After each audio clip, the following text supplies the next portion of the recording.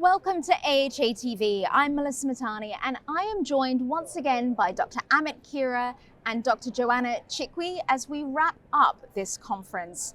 I really want to ask you both, how has it been for you? What are your biggest takeaways? Wow, amazing. It's been an incredible experience. There's so much to talk about, but to me, I think our goal when we set out last year was how to create an experience. And it felt like an experience, and talking to people and just being around. We wanted to really get the energy up.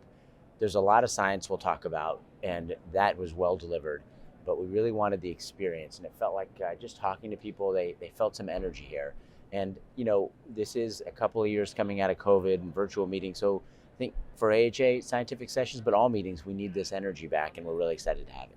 There really has been a buzz. I mean, where I'm sitting in this exhibition hall, I've had people around and you can feel it. Yeah. What has it been like for you, Joe? What are some of your biggest takeaways? I think we all hope to organize a meeting that creates buzz, but it's not something you can do artificially. And I think the huge drivers here have been fundamentally important, outstanding science. To have an opening session where you're literally hearing a paper that's going to change practice being presented as it's published simultaneously in the New England Journal of Medicine.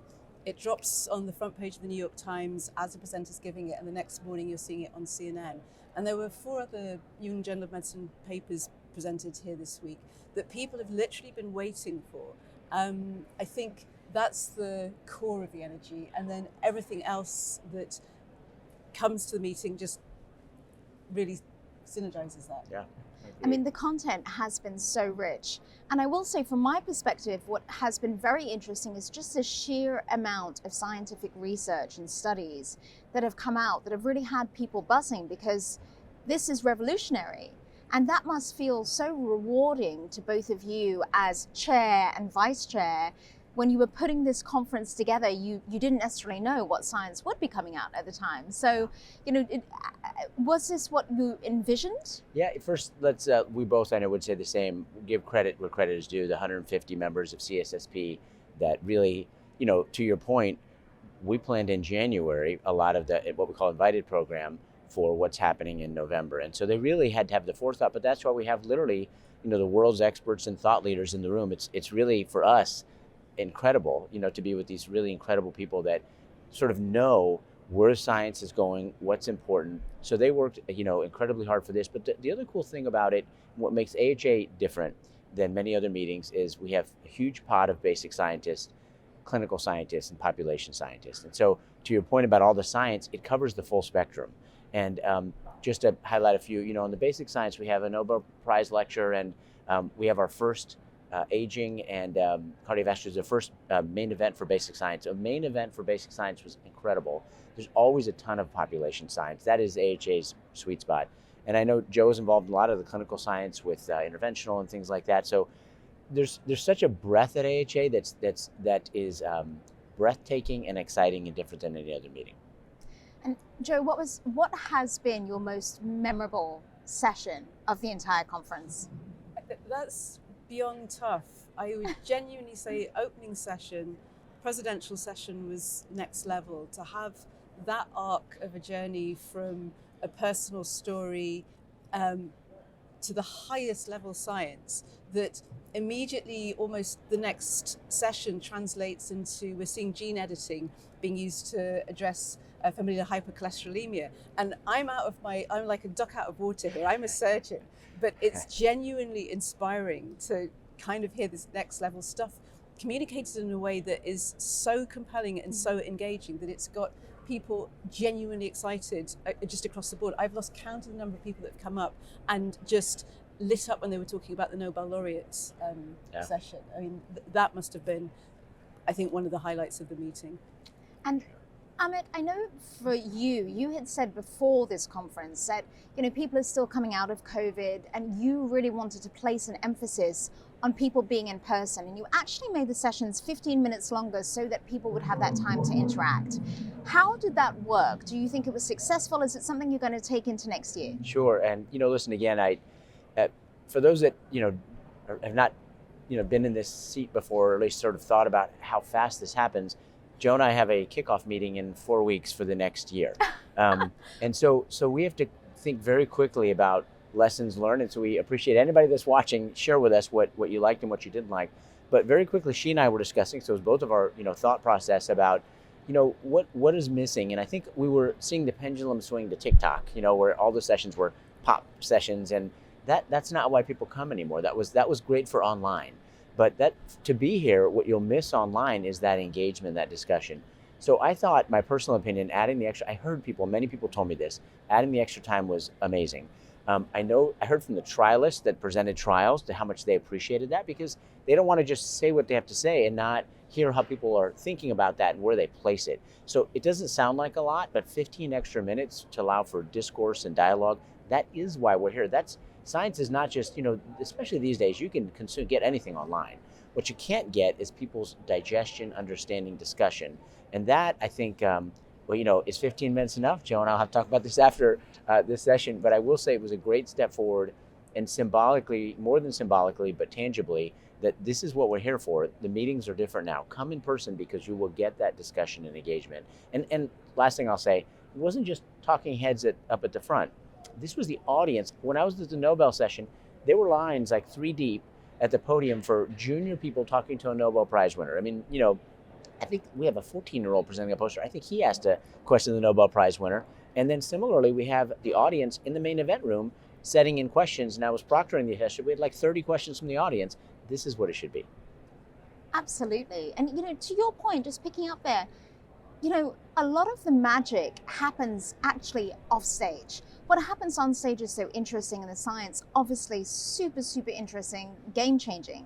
But a lot of the magic happens in those small interactions, meeting people, in corridors, or young people getting access. Would you agree? I would totally agree. And I think if I was going to do something more next year, not just different, it's making it easier for people to connect with people outside of the structure of the meeting. I almost needed to spare like 3 hours just to run a career development clinic for the number of people that sort of want to buttonhole you and get your advice and input. And you almost just need to create time for that. And genuinely, the most valuable thing is the interaction that you get, not just on the podium, but off the podium. I was moderating a session yesterday with clearly a very sort of erudite physician that I didn't realize at the time was president of the National Academy of Sciences. And the line of people that just wanted to buttonhole him afterwards and talk to him about key issues. Where else do you get that kind of an opportunity? Absolutely. So let me ask you the flip side of that, though. Has there been anything that you think could have worked better? That perhaps you want to actually take a step back and look at the conference this year and say, next year, I think we can learn from that or try and do even better. Well, we're all glad to be wearing sneakers today because it's too big. It would be wonderful if we could kind of compress it physically so that you're not literally running for 20 minutes to get from one session to another session. I mean, that's a very small practical thing, but I genuinely feel the serendipity of walking past an open room on your way somewhere and seeing a crowd and thinking, oh, I just want to pop in there, as opposed to trying to decide what you're going to do off an app or a meeting planner. That's something that I think I'd really love to see more. I think although I will just say that I have heard a lot of people very excited that they've got their step count and they've surpassed it. We are a public health organization. AHA is a public health, so we do need to do our steps. And I think she's bringing up the other side of the coin. So the amazing part about having 150 people in 33 communities and so much breadth of science is, again, there's something for everyone here. The downside is it makes it a very huge meeting. And I think this has been a persistent challenge of how to do both, and it's not easy. I think Joe has some creative ideas. We've been thinking a lot about. The meeting actually is smaller this year by about 10% than years prior, intentionally. Well, only 15,000 people. That's right, something like that. Well, I'm sorry, I didn't mean the attendance. I meant the programming. Oh, gotcha. No, the attendance is not smaller. It's definitely larger. But the thanks for clarifying. But the programming is 10% smaller. To Joe's point about how do we make it more manageable. But that's why we showed about how to use the app, and showed them in the opening session how to navigate the session. So. Well, and obviously to all of the viewers who are watching, we really do want your feedback. So let us know what you think worked and what you didn't think worked. And I know that they will be anxiously looking for those comments. So now to both of you, just looking ahead to next year. So 2024 marks 100 years of the American Heart Association. I know the conference is going to be in Chicago. That's actually the birthplace of AHA. give us a preview of what kind of special things we can expect to mark the Centennial.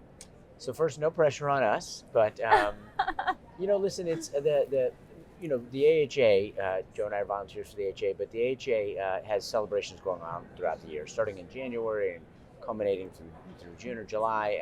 So sessions is sort of the icing on the cake at the end of that.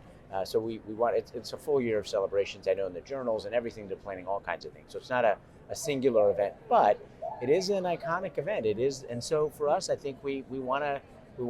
It needs to be a celebration for sure. It needs to be a reflection and honoring the AHA and science. So it needs to be a big moment. And I don't know that we have all the answers. Maybe you do already, but we do appreciate. We take that to heart, and we're excited about it. And we feel like we're building off a lot of momentum in this meeting, which is wonderful going into next year. Now we can take that momentum and how do we create that moment? How do we create a way to really signify why this 100 years is so important? Absolutely. I think if you're watching this and you want to contribute, our emails are accessible. You can reach out through AHA. This is essentially your meeting, and the 100th anniversary really needs to be, I think, informed by the membership and by the community of people that we're trying to serve and educate. Well, it's been a fantastic 3 days. I think, there has been a lot of buzz, there's been a lot of momentum, to use a word that you just said, so accurately describe this conference. So you did say that you're going to have a meeting in 4 weeks to talk about the next one, but I do hope you're going to get a little bit of rest, having planned such a huge and very successful conference. Are any vacations on the books? I'm going straight back to 3 cases tomorrow. I could have told you that. A little, Thanksgiving in the U.S., there will be a little bit of reflection and thanks. And I have a tradition, I've only been doing this for a few years, but I have a tradition that the day after the meeting, I go for a long run and reflect on the meeting. So that's the thing I'm most looking forward to tomorrow is my reflection run. Wonderful. Well, it's been such a pleasure speaking to you. Thank you both. And I look forward to next year. And thank you for all that you've done this week. We appreciate it. Thank you. Thank you.